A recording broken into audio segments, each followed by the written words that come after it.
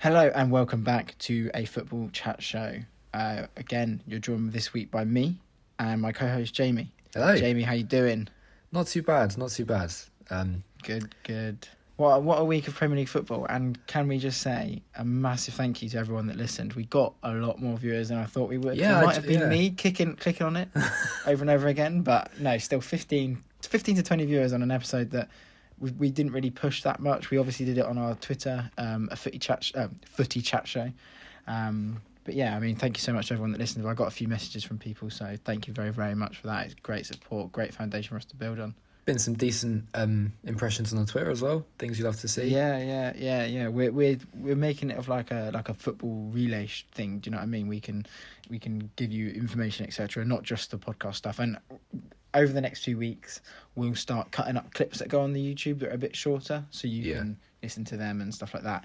I was just thinking, I think what we're going to do is we're going to release weeks that have got Champions League on a Friday and weeks that don't have Champions League and have Carabao Cup, etc., on a Wednesday or something like that, just so it's like closer to the time. Do you know what I mean? Because obviously the Champions League is difficult to do before Thursdays, etc.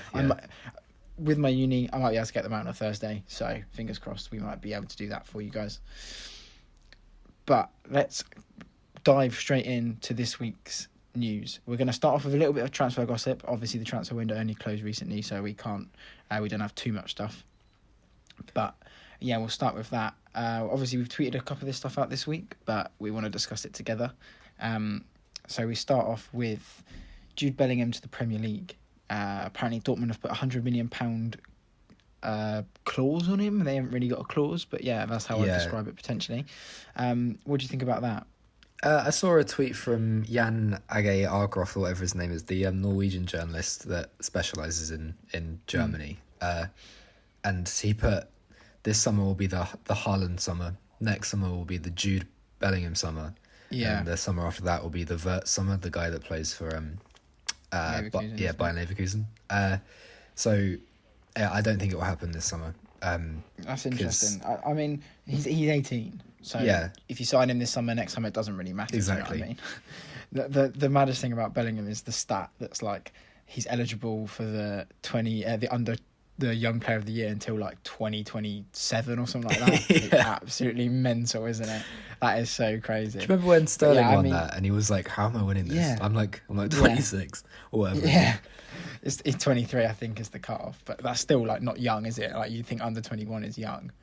Mad. But yeah. I mean, I think he'll end up coming to the Prem. I would be way too early to see which club it is, because financials can change so quickly. Yeah, I think we've got a good stake for him. I think we are going to be actively looking for that position in the next couple of years. A couple of our players are slightly older, so I think that Liverpool have got a good stake to claim. I mean, City, obviously, you never write them off because they've got all the money in the world. True.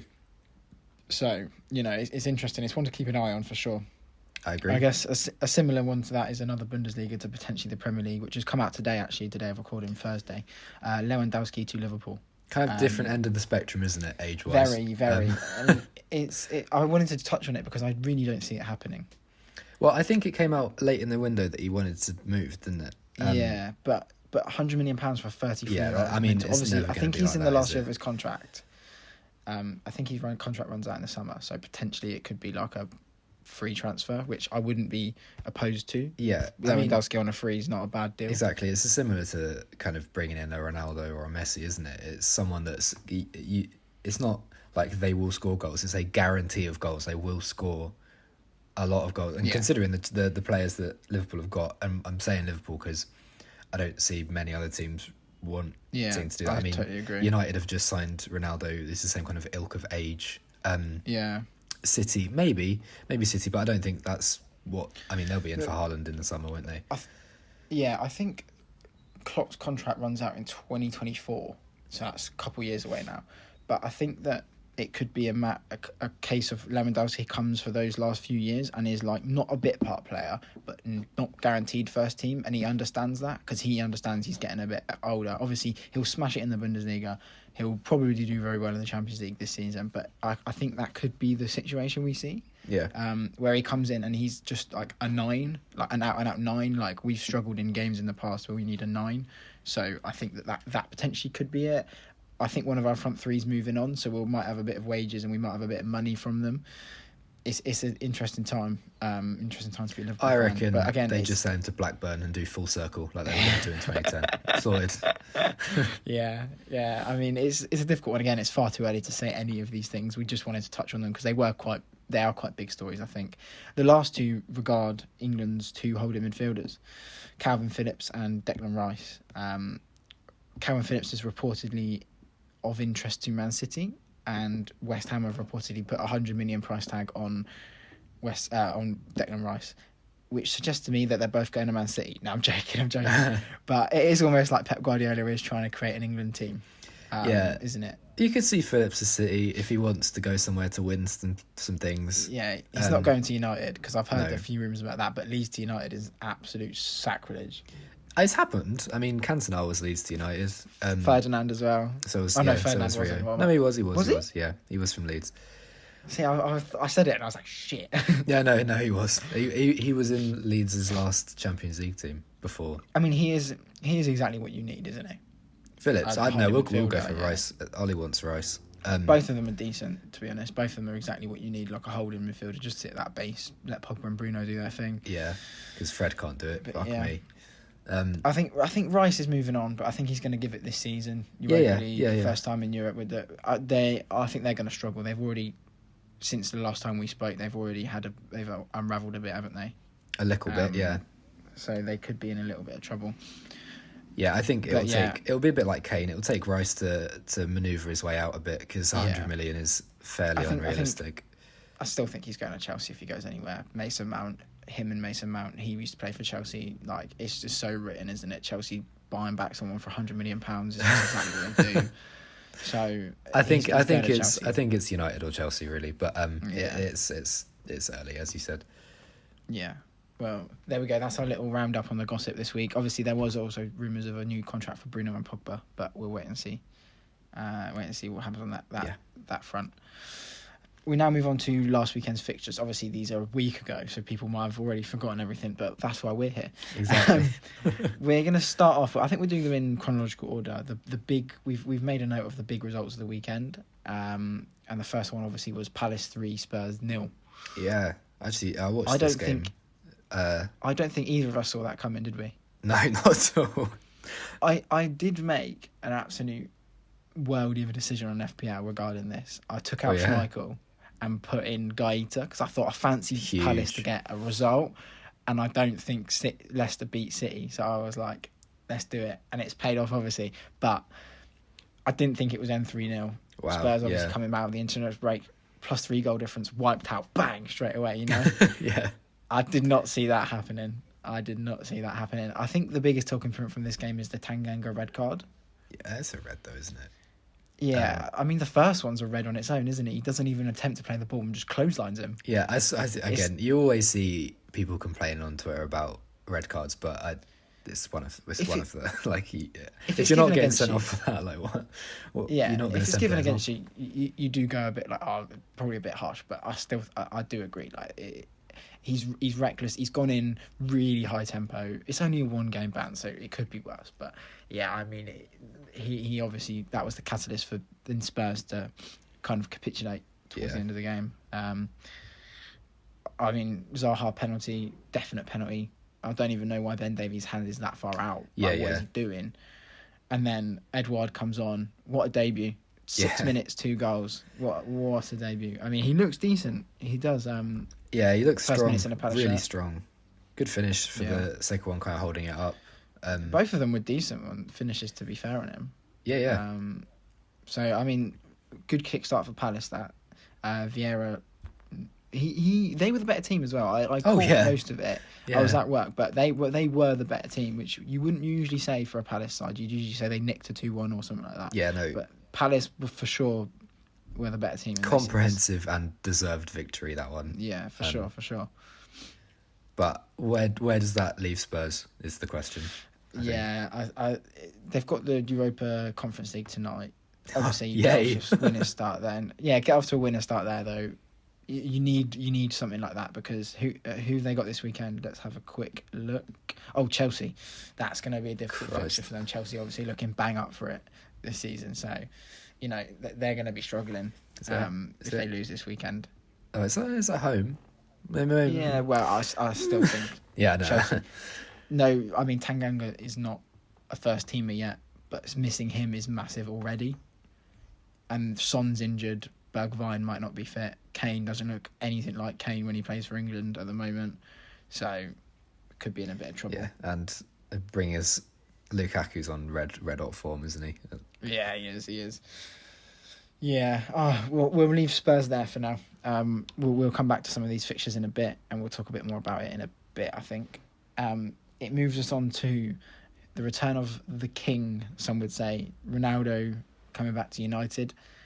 I'm going to let you take the lead on this one. As a United fan, I want to hear your thoughts, etc., on the game. Yeah, well, I mean, I couldn't watch it because obviously it was 3:00 kickoff, and I didn't find the stream.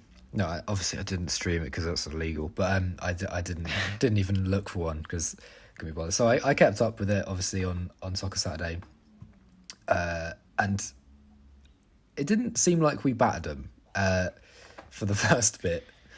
Obviously Ronaldo scored just before half time, which was great for Twitter because every other 3:00 kickoff was 0-0. At half time. It was very weird, yeah. But it's great for Ronaldo to score. Obviously, Old Trafford was absolutely bonkers. It was looked mental. Wasn't it? Yeah. I think for his second goal, it is a very typical Ronaldo finish, isn't it? Yeah. On the break. On the break, straight through the keeper's good leg. Ball from Luke Shaw. Great touch through the legs. Yeah, I mean, he kind of set it up, and then Bruno with an absolute worldie, wasn't it? Yeah, it was a bit of a stunner. Absolute worldie, and then Lingard popping up with a goal, which it's a really nice goal too. Little dummy from Martial. It was good, yeah. Little bit of twinkle Ian toes. Wrong, as I like to call him. Yeah. Newcastle should have scored more though. It shouldn't have been 4-1. Yeah. It should have been 4-2 at least. So there was some problems. United still don't know what a clean sheet looks like, really. Yeah. I mean, the thing is, you just need to get off to a good start to the season. We're getting to a point where, in the next couple of games, we'll be looking at it and going, okay, these are the teams to beat, etc., for the rest of the season. Yeah, I mean, in the league, we still haven't lost, which is important. Yeah, exactly.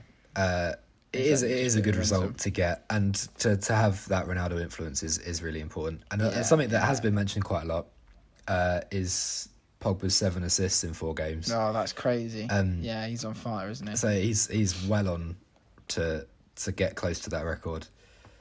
Yeah, for sure. I mean, we see this a lot, don't we? I remember Ozil did it a few seasons ago, Fabregas as well. They stormed the first half of the season and it just didn't fall for them for the rest of the half.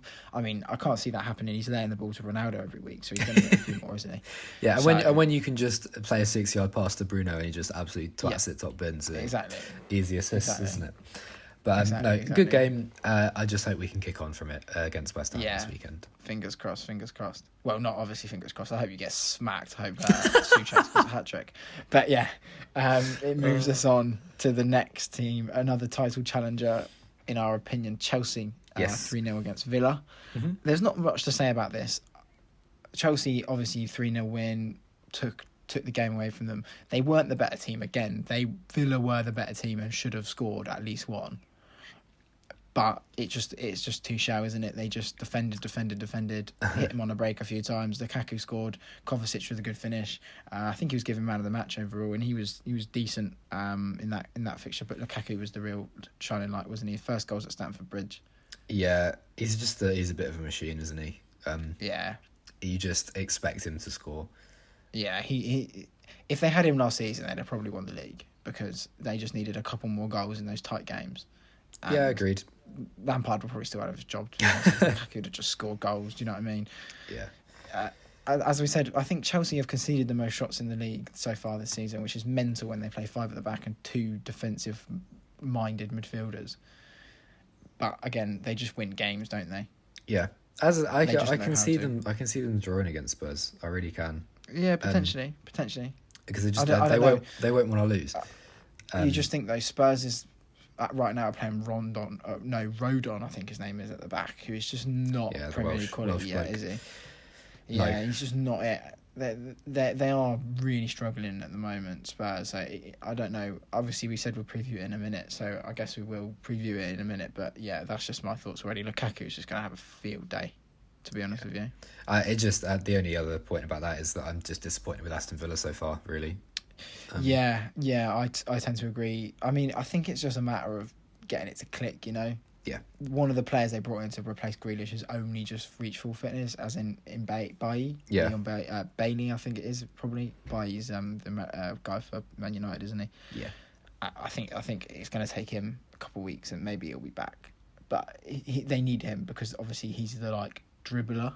Yeah. That they brought in, you know? Like, they were like, we've brought in Buendia, the passer, Ings, the scorer. Like a dodgy Betfred advert. Brilliant. And Bailey, the dribbler. And I think they need that. They need someone to win them the fouls that's going to get the crosses into the box for Mings and et cetera, et cetera. So I guess we just have to wait and see. They're playing Everton this weekend, which is, again, we predicted these teams to kind of be in and around that top six. So yeah, that could be a good game, I think. Could be a good game. Exactly. It leads us on to the last game of the weekend, which was Leeds versus Liverpool. Convincing 3-0 win in the end for Liverpool. We definitely swept Leeds apart. I think it's a bit of second syndrome season for Leeds. I still think they'll be all right. I don't think they're going to go down, but I think teams have figured out how to kind of combat this all action. Yeah, I mean, first to 90s style. I said last week, if you play decent football against Leeds, you should tear them apart, and you did that. It was very different to the game you played against them. Your game felt, and I think it was just because it was the first game of the season and everyone was just well up for it. It just felt very frantic, even when you had the ball. Yeah. No, not in a bad way, but it felt very like intense, which was good. I really enjoyed it. But I felt like we just got the ball and went, yeah, if you want it, come and get it, and they just couldn't get it. Yeah. Obviously, we scored quite early with Mohamed Salah becoming the 5th fastest player to reach 100 Premier League goals, which is an amazing feat considering he's a winger by trade. But yeah, I mean, after that, it was just plain sailing, wasn't it? Fabinho scored, and then unfortunately we got that awful injury to Harvey Elliott, which looked absolutely dreadful on second viewing. I didn't see it the first time, but yeah, I didn't see it the first time. But when you see that Sky weren't showing replays, I was like, oh god, yeah. This must be pretty bad. Yeah, his leg just was facing the wrong way, and bless him, he's 18, he looking electric as well. He looked really good on Sunday as well, so I'm gutted for him. I think the rumours are he'll play again this season. Well, at least be back. Apparently the medics got on and because he dislocated his ankle. Yeah. And they reset it for him, and apparently that saves months and months of rehab, because if they didn't, it would have just got worse and worse throughout the day. Right. So they reset it. He had a surgery on Tuesday, so fingers crossed he's coming back relatively soon. The only other thing was it a red card though? The thing is, the Premier League have given it the statement as over the top, something blah blah blah. You know, like it was very the intensity etc. of it, right. And people are going, well, if you don't go into a tackle with intensity, you're not playing the game right. But when someone's broken their ankle as a direct result of someone flying into a tackle, I don't think you really have much of a leg to stand on, which is ironic because obviously what happened. But you know what I mean? Yeah.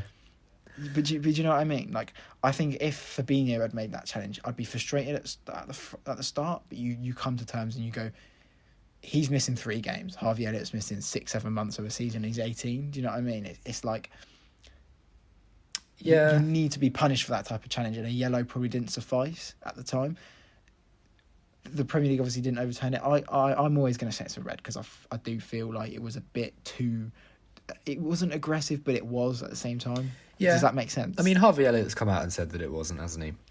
Yeah, but I think that he's on his gram trying to play this quite well and try and go, oh, but do you know what I mean? He's trying to go, yeah, and take the high road. But I don't know. I think it's one of them ones. It's done now. I think we can leave it in the past, because otherwise it's just going to become this issue. Someone's going to make a challenge next week and they're going to go, oh well, he was sent off for that. Do you know what I mean? So I think we just got to move past it and kind of leave it at that. You make a fair point. Leave it at that. Where should we go next? Should we look at the Champions League and then this weekend? Or I think that makes sense if we go Champions League. If we're going fairly chronological. Yeah, no problem. So obviously it was the kick-off of the Champions League this week. Some blockbuster fixtures that we obviously had a little look at last week, and they didn't disappoint. Let's put it that way. They did not disappoint. I think we've got to start, haven't we? We've got to start with the young boys. Yeah. The young boys against And this Manchester game, United. I did watch until the 70th minute when I turned it off. Because we were being bad, and I was like, I just don't want to watch this anymore. But it was all going brilliantly well. In the Ronaldo it scores did in look the so poetic, didn't it? yeah, Ronaldo scores in the 13th minute. Good goal, great ball from Bruno. As per usual, really, it's just awareness from Ronaldo, and It's good finish, isn't it? it's a Hollywood pass, but good finish through the legs. And then it all kind of goes downhill from there. Because if I'm honest, Aaron Wan-Bissaka shouldn't have started the game anyway. He's been really poor this season. And it was kind of rumoured that Dalot was going to start. By a lot of fairly reputable journalists, but he didn't. And in the end, that meant that he got sent off, which also meant that Jadon Sancho had to come off, which was annoying because he's not really kicked on yet this season, which is disappointing because he'll get a lot of slack for it because he plays for United. That's how it works. If you play for a big club, you're going to get slagged off for not scoring or whatever. So he got taken off.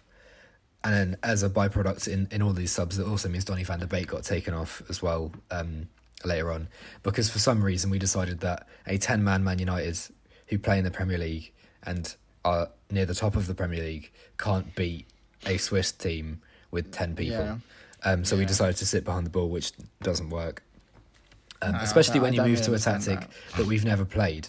We've never played 5 at the back with Lindelof and Varane. Very strange. It was a very weird thing to do. So it just meant we invited all the pressure on to us. And that ended up crippling us in the 90-something minute. So really disappointing, but not the end of the world. I mean, after the first 2 Champions League games last season, everyone was like, "Oh, well, they've won the group, haven't they?" And then obviously you saw what happened there. Yeah, so it's not the end of the world. We just need to make sure that we don't. Slip up again. You do have, in inverted commas, you do have a favourable group, Villarreal and Atlanta. Absolutely. You should beat them. It's the easiest group in the I think Champions League. Unfortunately, Ole's not figured that out yet, has he? No. He needs to. Obviously, you look barnstorming in the Premier League. You just need to kick it on into Europe. I don't know why you'd change anything for a European fixture, but I guess that's what he's decided to do. But that's that. Can't linger on it too much. No, you can't. As I said, you've got to move on. Yeah. And then I guess the other fixture we could look at was obviously Chelsea Zenit. Lukaku scoring again. Yeah. Pardon me.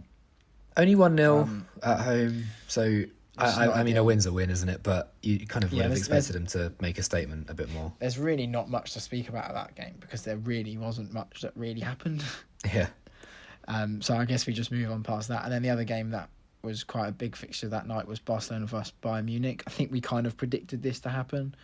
Bayern Munich swept them aside quite easily, 3-0 in the end. Yeah. There's not much to say. PK got sat down, didn't he? Lewandowski scored. Yeah. Barcelona are they're in trouble. They really, really are. Only scoring not a single shot on target in the game, and it was at home, which is just embarrassing. They really need to buck up their ideas. But Bayern were really good, to be fair. I mean, first Bayern goal are good, aren't they? I looked at their lineup and I was like, wow, that is an 11, isn't it? First goal was lucky, really, with the deflection. But then again, how Bayern play, they're bound to score. Your luck. Yeah, exactly. Make your own luck. The second goal, again, you kind of quite lucky. Musala hits it against the post and Lewandowski taps in. But Messi, it's awareness, Ronaldo isn't done it? that countless exactly. times, haven't they? It's just right place, right time, isn't it? Exactly. It's awareness of the situation. And Yeah. then the last goal, as you said, a bit of dancing in the box, sitting PK down. Yeah. But it's just Barcelona are not what they were. They're in trouble. I'm sure there'll be a time when we can touch on them a bit more. Maybe next week. Maybe next week we have a look, see how they do this weekend. Let's predict a loss and hope that we can talk about them next week. But we can move on to the Wednesday night fixtures, which were incredible. Some good games, yeah. Milan, City, Leipzig, and Sporting versus Ajax. They are the 3 big fixtures of the night. Where do you want to start? Let's start in Liverpool. Let's do that. The 2005-2007 repeat Champions League final. Great game. Really, really good game. Obviously, I watched it all with my dad and my brother. For the first 20 minutes, it was unbelievable. Liverpool had, I think, at 15 they showed a stat thing. We had 13 shots, 7 on target in the first 15 minutes, which was just unbelievable. 1-0 up through a deflected finish cross that went in. So that was obviously ideal. Trent Alexander-Arnold, the scouser in our team, what a boy, getting in on the action. And then I don't know what happened, but Milan basically just went, we'll just run with the ball and we'll score twice in a minute and a half. That is basically what happened. I mean, both goals were well worked. Trent and Matip got a little bit caught out, but you can't complain because that is Trent's obviously been training this summer with Van Dijk to be there. And then it's just a bit of breakdown in communication, which I'm sure comes with time. Do you know what I mean? Trent is always going to be in that position. He's always going to be 10 yards out. We just got unlucky that AC Milan played very decent football at the time. So I'm not going to dwell on it too much. But then obviously the second half happened and we got a massive let off straight away. They scored in the first 30 seconds, but it was offside, clearly offside, so that was fine. But then obviously Salah and Henderson scoring. Henderson with a bit of a screamer, really. Yeah, lovely goal. To complete the Istanbul-esque comeback, which was quite nice. But yeah, it was good. It was the atmosphere was electric. It was unbelievable, to be honest. It looked stunning. So very, very pleased with that. Yeah, I mean, you can tell from Milan that Chelsea have got another 100 million signing back on their hands again, haven't they? Someone they let go. He's so good. He did look really good, didn't he? Did you see that point where he dumped Divock Origi on the floor? Yeah. He's running side by side, just bang, see you later, mate. He looks so solid. I'd be surprised if he isn't talked around the England squad soon. Yeah, I do agree. He should be. If he isn't, then I'll be disappointed because he's still really young, isn't he? We were saying this about them. We were saying that he's better than Cody, isn't he? And he's probably better than Mings. Oh yeah. So why is he not getting a sniff? I mean, look, he's playing Champions League football. He's putting in massive blocks in that first half where Kessie and Benacer didn't decide to play football. He's brilliant. And also, Liverpool played really well for large parts of that game. Yeah, we were really good. We looked like Liverpool of old, which was good. To be honest, apart from those 5 minutes, we didn't actually look shaky defensively either. We looked really, really solid on the ball.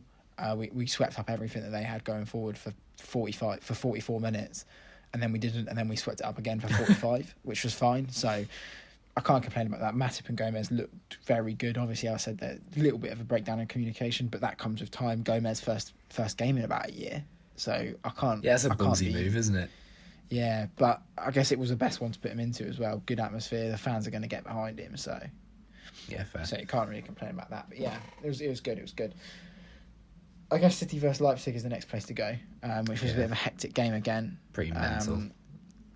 I mean, fair play to City, 6 goals. Some of them were very decent finishes as well. Mm-hmm. I don't know how many of them have seen. Greenish, very, very good finish, and so was Cancelo's. But they didn't look all that set defensively. Yeah, I'm going to say, when you concede 3 goals against the Leipzig side... that had 10 men as well. I mean, I don't know how long they had 10 men for. Only 10 minutes. Only 10 minutes, so it doesn't really count. But still, the penalty was a penalty. Nord Mukulele with an unbelievable finish. Oh, yes. Kevin De Bruyne had a cross. Outstanding, wasn't it? But yeah, I mean...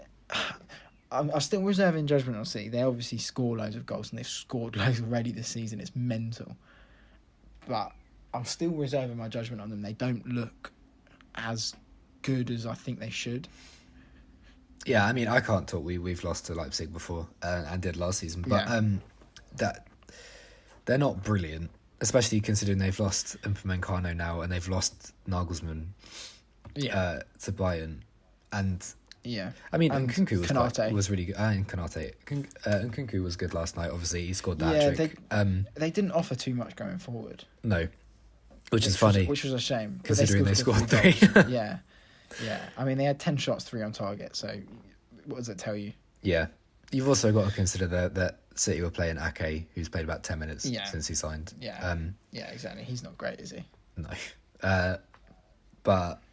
Yeah, I think you still need to see what City will be like against a, really massive quality team. So they got PSG in the group, right? Yeah, we're playing them the weekend before, so they've got us and PSG within about 4 days of each other, which is going to be... That's the test for them, isn't it? Yeah. That's the test. And, yeah, I mean, it's going to be interesting. They're obviously City, so you can't write them off. I mean, having said that, PSG hardly got off to the best start, did they? Yeah, I mean, they drew one with Bruges. I think, yeah, Messi, Neymar and Mbappe haven't clicked yet. Mbappe going off with an injury, so we'll have to wait and see what's happened there. But, yeah, I mean... There's not. I didn't watch that game. I haven't watched the highlights. I don't think there's too much to say. PSG should be winning. I try to keep up with everything, so I watch BT Sports. Their goal show. Yeah. It's actually pretty good. I've never watched it before. It is good. Good. But so I watched Herrera's goal, and obviously was it Vankinen? I'm not going to be able to pronounce it properly, but that guy. Yeah. So you'd really be expecting PSG to kick on against. Yeah, they Bruges. should do, really, shouldn't they? But first game of the Champions League, innit? You never know what's going to happen. That's what I was going to say. It's first game of the season vibes again, isn't it? We can't judge too early. But yeah, I think we should just give a shout out to Ajax. Sporting 5-1. Haller with 4 goals, which is just very, very impressive, to be fair on him. Yeah. So there's not much to say there. I haven't watched it because, to be honest, I didn't want to. But yeah, there we go. No, fair enough. It wouldn't be the game you picked from last night, would it? I mean, even Atletico Porto you would have picked over it, and that was a bore fest. Yeah, exactly. That was bore fest, yeah, exactly. Which is good for us, but, we'll wait and see. I think that takes us nicely onto this weekend. Yeah, I think you're right. We've got the fixtures here, and I was looking at them, and I went, what do I highlight? Because there is really not much going on again. The TV games are rubbish, to be honest. The 2 biggest games are on the Sunday, West Ham United and Tottenham Chelsea. I think we just touch on Liverpool Palace and City Southampton. I mean, City are probably going to beat Southampton, let's be honest, and Liverpool, fingers crossed, should beat Palace. The way we're looking, we'll probably make a few changes. I think Konate might start, but that's there's nothing in there. There's a bit of a relegation game again, Norwich versus Watford. So whoever can come out of that with 3 points is probably going to be feeling a lot better about themselves. Can Arsenal beat Burnley at Turf Moor? That's always a question. Can they? That is a good question. It is a good question, though, because they are rubbish. But anyway, I guess we just have a look at Man United versus West Ham and Tottenham versus Chelsea. United, West Ham, how are you feeling? I mean, you should win this. Antonio's not fit, is he? Yeah, true. He's suspended. So we've got 2 games against West Ham in a week. And I think we did this last season as well. Very weird, but we got them in the cup again. We should beat them in the league. I know it's at the London Stadium, but it's like one of the worst stadiums in the league for kind of like, getting behind the team because you're about 400 feet away from your team. Yeah. I don't want to slander West Ham fans. I quite like West Ham fans, but I think a lot will depend on what happens on Thursday. If they win the Europa League, there'll be a good feeling. If they don't, it'll be quite. Who have they got tonight? Zagreb. In Zagreb or in London? In Zagreb. Oh, that's disgusting. So it's a big. I think they'll be tied. We're gonna win. There you go. I've gone with that. And if Ronaldo starts, you can't put it past him scoring a goal or 2. So I feel like you've got to be favourites to win that game. Country mile. I feel we should win that game.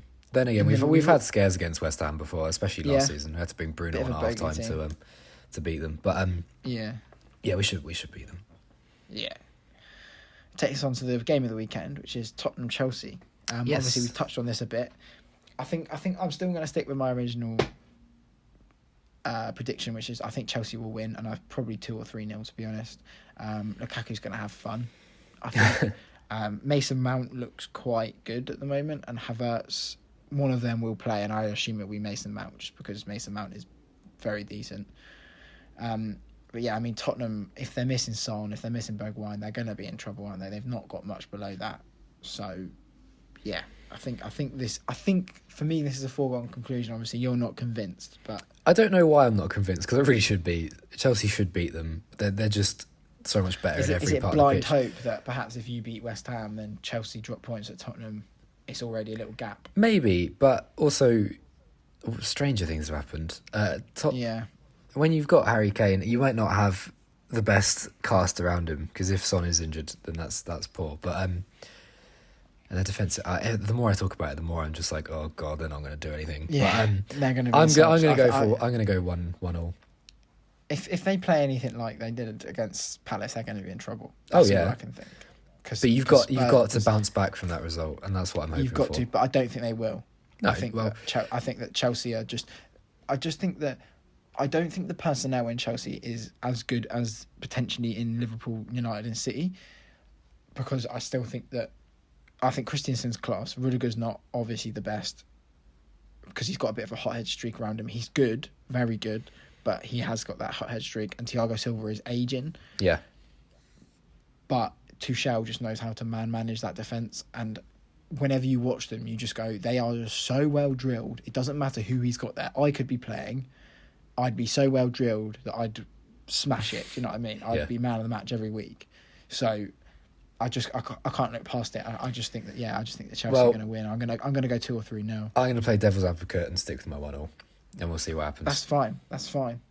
I think that is almost us done. I think we just have to touch on it and say next week is a Carabao Cup week. Yay! We've got City versus Wickham, Arsenal versus Wimbledon are the 2 games that are David versus Goliath, and then we've got a couple Premier League fixtures: United, West Ham, Chelsea versus Villa, Wolves, Spurs. I mean, I think all of these are, again, City are going to beat Wickham. I'm not even worried about saying that. Arsenal are going to beat Wimbledon. If they don't, Arteta has to go. Literally, as the final whistle goes, they have to put out the statement saying he's sacked. United, West Ham, again, I think you'll win. West Ham will have to rest players for upcoming fixtures. Chelsea versus Villa, again, it's going to be Chelsea. They'll field a second 11, which is going to have Werner up front, which is never a bad thing. Obviously, he's not very good, but you know what I mean. Chilwell's going to play, so they'll be fine. And then Wolves versus Spurs. Well, no, but they will. The might of Ben Chilwell will beat Aston Villa. He's back up right now. Do you know what I mean? Like, that's never a bad thing to have Ben Chilwell as your backup. Imagine being backup to Marcus Alonso. I'm joking. He's all right, but he's also a murderer. So Wolves versus Spurs is the one that interests me. Oh yeah, Nuno's return. I think, again, he's already played there. Has he? So, yeah, they beat him 1-0 at the start. Oh, of course it is. Yeah, that's boring. But yeah, these are all just boring games, aren't they? Wolves are looking a lot better, so I think Wolves will probably nick that one. To be honest, Wolves have been, as I said last week, expected goals champions. They finally won last weekend, with some goals. So who knows? Maybe they actually will kick on and get into that European places. Hopefully, I do like Wolves. But I like Wolves when I'm not playing them. Yeah, I think exactly. That's exactly a good way to put it. Actually, I like Wolves when I'm not playing them. It's like Burnley.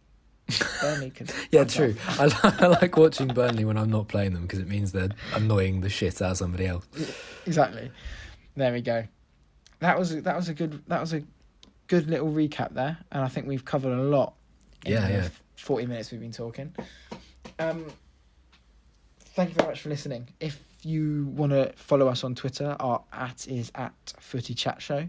We do have an Instagram, which is @FootyChatShow, but Instagram is a lot harder to plug than Twitter, because Twitter I can post every time news comes out, whereas on Instagram I can't.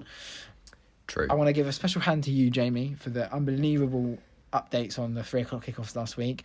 I won't be doing that this week because I will be watching on a delay because I'm going to find a dodgy stream to watch Liverpool on.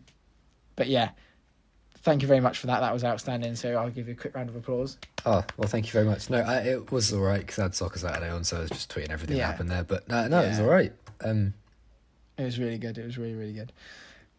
We will catch you next week. Like, comment, and subscribe. Actually, if you could leave a comment if you've got it this far, just saying done. Yeah, that'd be solid. Or comment anything, really. I mean, yeah, or comment anything. But we've got 4 subscribers, so if we can get to 5 by next week, I'll be a happy guy. I mean, one of them's me, but and one of them is me. Well, there you go. So the other 2 people, cheers. But yeah, it might be Beth. Let's wait and see. Well, whatever. Oh well. Anyway, we will catch you next week. Thank you very much for listening. See ya. Cheers. Bye.